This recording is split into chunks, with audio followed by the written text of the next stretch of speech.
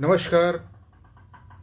बिल्कुल सच बात है ये कि अगर नौकरी लेनी है तो बेसिक्स क्लियर होना बहुत ज़रूरी है, क्योंकि आज के टाइम में नौकरियां मिलना बहुत मुश्किल है। और नौकरी उसी को मिलती है जिसने अपनी डिग्री में बेसिक्स क्लियर कर रखे हों। बेसिक्स का मतलब होता है बेसिक्स। आपको लिखना, पढ़ना और बोलना आना चाहिए। अगर आप लिखना, पढ़ना और बोलना जानते हैं तो डेफिनेटली आप पढ़े लिखे हैं। तो जो लोग डिग्रियां कर रखी हैं या कर रहे हैं, उनको अपने बेसिक्स बहुत क्लियर रखने चाहिए।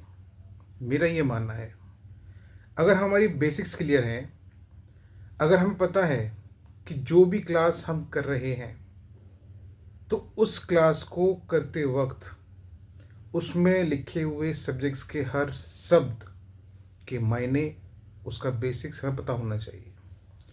अगर डिग्री डॉक्टरी की है, डिग्री इंजीनियरिंग की है, या डिग्री किसी भी है, लॉ की है या कोई भी डिग्री है, आर्ट्स है, बीएससी है, बीए है, तो वो डिग्रियां जो होती हैं वो मायने तब रखती हैं जब आपको उनका जो ज्ञान है वो पता हो। ये बात बिल्कुल सही है। और रही बात नौकरी की, तो नौकरी भी तभी मिलेगी जब आपके डिग्री वाला ज्ञान और साथ ही साथ जो भी नौकरी आप लेना चाहते हैं उसके बेसिक्स क्लियर हों। अगर बेसिक्स क्लियर हैं तो डेफिनेटली नौकरी मिलती है। लेकिन आजकल पेंशन नहीं है, नौकरी में पेंशन नहीं मिलती है। ये एक फैक्ट है। और नौकरी के लिए सबसे ज़्यादा इम्पोर्टेंट होता है अपना बेसिक ज्ञान। बिल्कुल सही बात है ये। बहुत से एग्जाम्पल्स हमारे सामने हुए हैं जिन्होंने अपने एकेडमिक्स में अच्छा परफॉर्म नहीं किया। उनके एकेडमिक्स में बहुत कम नंबर थे, थर्ड डिवीज़न पास हुए और फिर उन्होंने यूपीएससी क्लियर किया, एडमिनिस्ट्रेटिव ऑफिसर हैं, आज वो आईएएस ऑफिसर हैं, आईपीएस ऑफिसर हैं। बहुत से ऐसे उदाहरण हैं जिन्होंने अपने बेसिक्स क्लियर नहीं कर पाए किसी कारणवश। या तो फाइनेंशियल प्रॉब्लम थी, या पढ़ने का माहौल नहीं था घर में, या उस तरह का कोई जो है सोर्स नहीं था, गाइडेंस नहीं थी, जो भी चीज़ हो सकती है। उस सब के अकॉर्डिंग जो है लास्ट में जब नॉलेज हो गई, ग्रेजुएशन किया, अच्छे इंस्टीट्यूट से किया, नॉलेज हो गई और एटमॉस्फेयर चेंज हुआ, गाइडेंस भी मिलने लगी, तो लोगों ने अच्छा परफॉर्म किया।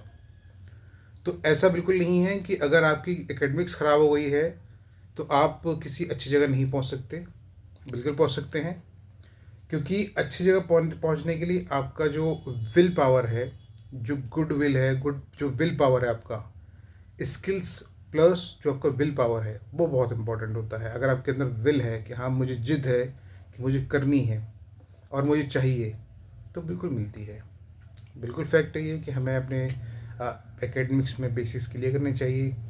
और जो भी हमारे घर में चीज़ें होती हैं, जैसे हवन होता है, तो बिल्कुल सही कह रहा हूँ मैं आपको। आपने जो बहुत अच्छा उदाहरण दिया हवन वाला, वो हवन वाला उदाहरण बहुत अच्छा है कि आहुति जब हम देते हैं, पहले मुझे भी नहीं पता था इससे बातें, पहले मुझे भी ये जानकारी नहीं थी कि आहुति देते हैं तो उसका क्या मतलब है।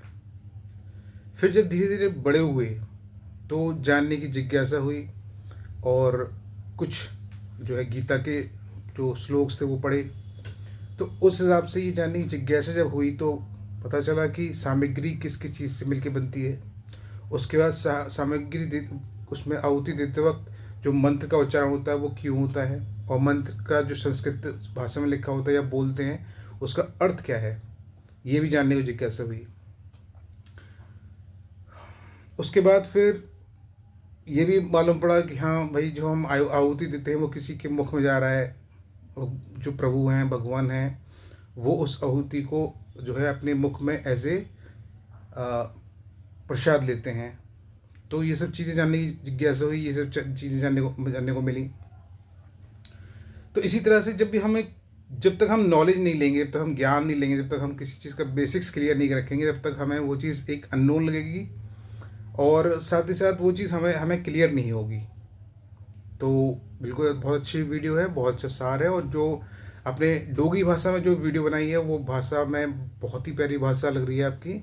और साथ ही साथ जो वीडियो डोगरी भाषा में आपने बनाई है बहुत ही इंटरेस्टिंग है, हार्ट टचिंग है, बहुत ही काइंड है।